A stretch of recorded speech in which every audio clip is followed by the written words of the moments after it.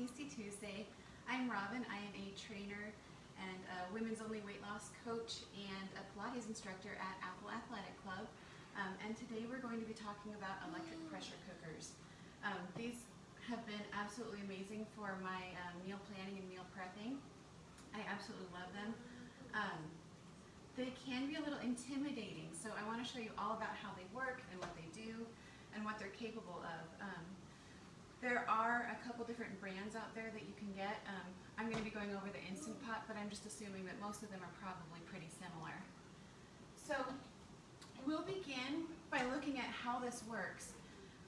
The way a pressure cooker works is you have to have enough liquid in there to create steam and build up the pressure that's going to be sealed inside of this. And that puts pressure on all sides of the food that's in there and helps to cook it at a really high temperature, and that's why you can cook big things really fast. So with these, we're just going to look at the lid first. So of course they have the locking mechanism here, so you can always tell if it's locked or not. Now what I usually forget to do is you have a venting and a sealing option on your lid. So to make sure you can build up the pressure properly inside of your pressure cooker, you always want to make sure that it's on sealing when you're trying to get the pressure up. I usually leave mine on venting accidentally, but sometimes I get lucky and it kind of bounces over to sealed. One of the safety things on your pressure cooker is going to be this little float valve here. So what happens is as the pressure builds inside of your pot, it's going to push this little float valve up, and that's what makes this completely sealed so that it can build the pressure that it needs. The float valve will stay up until it's safe for you to open your pressure cooker. So if you see it and you start wiggling the lid a little bit and it's still up, it won't let you open. It won't let you open the lid unless there's enough pressure released that it's safe to open. Let's see here. Oh, my husband showed me this. How convenient is that? I love that. So one of the notable things about the lid is there's this sealing ring on the inside, and what I've learned about this is if you cook something that has a strong flavor to it, like a chili or a curry, sometimes this ring can pick up that flavor. So if you make something lighter like an oatmeal, or if you use this to make yogurt, sometimes it'll impart that flavor into whatever not as seasoned food you're making. So it's best to have a couple of these different rings, or I just throw mine in the dishwasher and put it on a really high heat, and it usually just zaps all the smell or the flavor out of it. These come out pretty easily. You just kind of wiggle it out there, and then you can pull the whole thing off. Do make sure when you put it back on that you put it back on correctly, because if it's not on correctly all the way across, you'll have problems with the sealing in your pressure cooker, and it's a really hard thing to find, a hard issue to find. So now we'll look at the inside of the pressure cooker. It's pretty straightforward. So I have a metal pot in here. I also have a non-stick pot that I use sometimes that's really helpful. But the interesting thing is it has this base in here. So this little metal thing here is actually what can gauge how much weight is in the pressure cooker, and it's also the heating element. So it helps disperse the heat across here, but that little button there is what heats everything. So with that being said, sometimes if you're cooking certain things, you'll have a burn notice on your pot. So it'll say burn across the front, and most of them will just stop cooking at that point. The thing that will make you have the burn notice is anything that's like if you have sauteed something in this pot before you start the pressure cooking, and there's like those little brown bits on the bottom of the pot and you didn't get them all up. Sometimes as the food's building up to pressure, it has to get really hot. So sometimes other stuff will get stuck to whatever's at the bottom of the pot, and if it gets to be too much, the pot can actually sense that and it'll turn itself off. I've had that happen a couple times. Also, one thing that will always trigger that is milk. It's got too much sugar in it. If you use a plant-based milk, that almost always will work out just fine. If you're cooking something and you do want to include milk, always put it in after you're finished cooking, because not only will it usually burn, but if it doesn't burn, it can curdle too, which is not delicious. So if you're using just regular milk, always add it afterwards. If you use a canned evaporated milk, those are usually safe to use. So with these Instant Pots or electric pressure cookers, they get up to about 10 to 11 and a half pounds per square inch of pressure, and that's just inside. So I've been reading about these cookers and trying to figure out what's different for us at a higher altitude.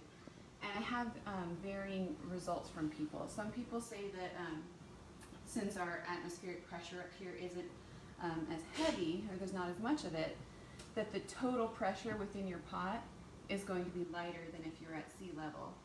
Other people say the pressure within the pot is just the pressure within the pot, and that's all you need, and it's always going to be the same because the pressure cooker knows what pressure to get itself up to. My personal belief is that I just add 10% of the time onto anything that I'm cooking. Usually it ends up being about a minute or two, but I've never had anything undercooked that way, and everything's always turned out really well. So I just add an extra minute or two to everything, and I've never had anything over or undercooked that way. It's usually worked out just fine. Let's see here. So let's look over some of the features on the front here. I'll just come over here.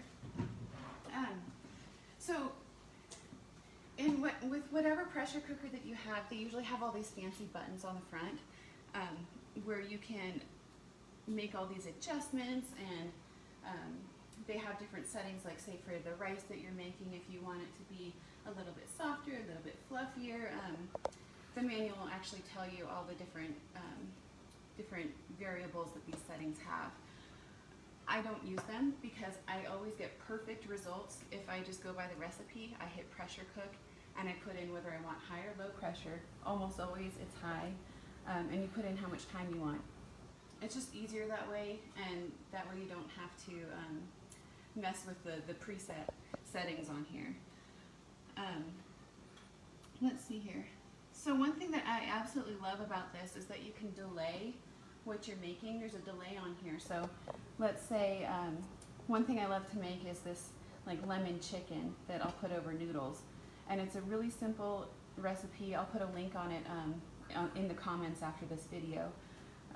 But it's one of my favorite things to make since I'm usually spending my evenings at Apple.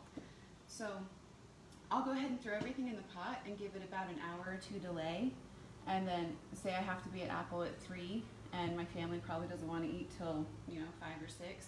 I'll give it an hour or two delay, or however long I think it needs to delay, and then it can go ahead and boot up and cook when the delay is finished, and that way it's not just sitting here trying to keep warm for hours.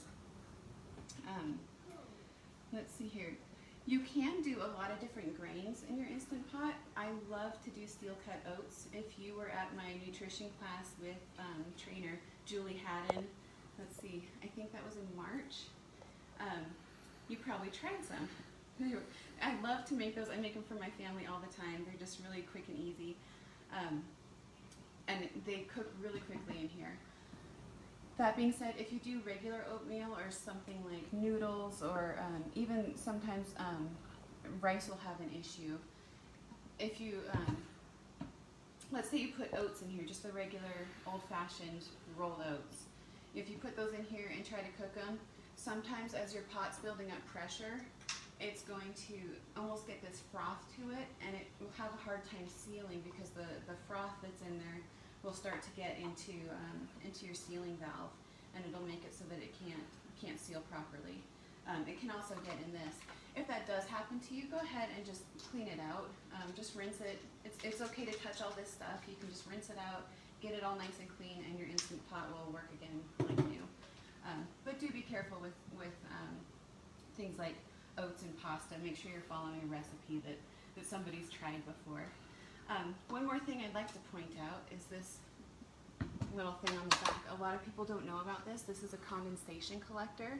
So let's say that you really want your soup to be done, and you knock this over after it's done cooking, and all this steam's coming out and it's releasing a bunch of pressure. A lot of the condensation that comes out is going to go into here. and it'll sometimes have like a little bit of food or something with it. So if you don't clean this out, it can get pretty icky. So all you do is just grab the sides and slide it out. Then when you're ready to put it back on, you just slide it back on there. There we go. Let's see here. This thing, do plan for it. There is a lot of heating time that is involved, especially if you are doing a last minute, ooh, I forgot about dinner, we're going to put some frozen chicken in there, which you can do. It turns out just fine. It just takes a little bit longer because this pot has to get enough heat that it can create that hot steam and really increase the pressure in there, and it just takes a lot of time. So I like to speed that up by putting hot water in the pot whenever I'm cooking something, because the hot water will make it so it doesn't take as much time to kick on before it just has the pressure cooking time. This thing is really cool because you can put other things in there really easily. So it comes with a little trivet that you can use, and this can hold something up. You can make cakes and bread in this. You can also cook something like fish or something where you don't want it to just sit in the water all the time.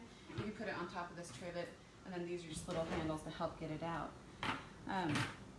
What I like to do is I do hard-boiled eggs with this, so these trivets can just pop right into here. You put however much water in there that you need. If you cook it for about 11 minutes, that'll give you a nice hard-boiled egg, and you can fit quite a few of them on these trivets. So with meal prepping, I use this a lot for meal prep because you can cook a lot of stuff. You can cook different stuff all at the same time. It's so helpful. It's so quick. So what we are going to do is we're going to cook some beans and rice. And if you're doing a meal prep, you can use the beans and rice throughout the week and then add whatever protein you like, whether it's chicken, tofu, beef, whatever you want. You can add to that, add different sauces, different flavors. But with this, you'll quickly have your base down. So I will show you how I would cook that really quickly. With beans, you can do dried beans pretty quickly. It takes about 20 minutes for pretty much any type of bean. Your instruction manual will tell you exactly how many minutes, but if you go with about 20, you're probably pretty safe. So I like to put in about 4 cups of water. This is a cup and a half of beans. For dried beans, I estimate that there's about 3/4 cup of dried beans to about a can of beans. So this would approximately be about 2 cans of beans after they're cooked. So we're just going to pour those in there. They've already been rinsed and sorted and all that. So next we're going to add our water.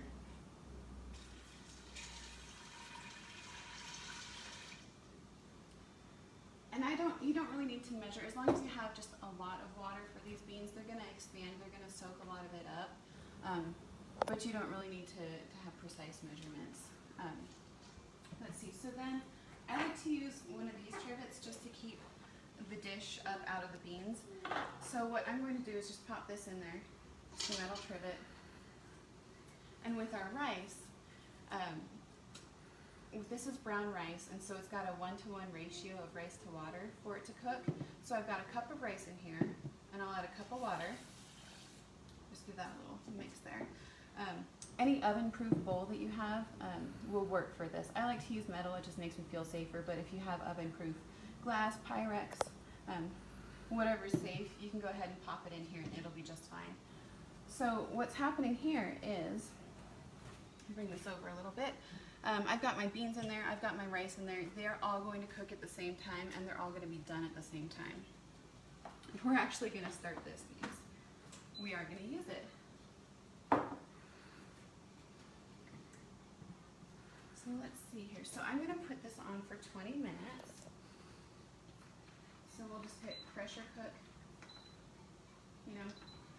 21 minutes is probably pretty good.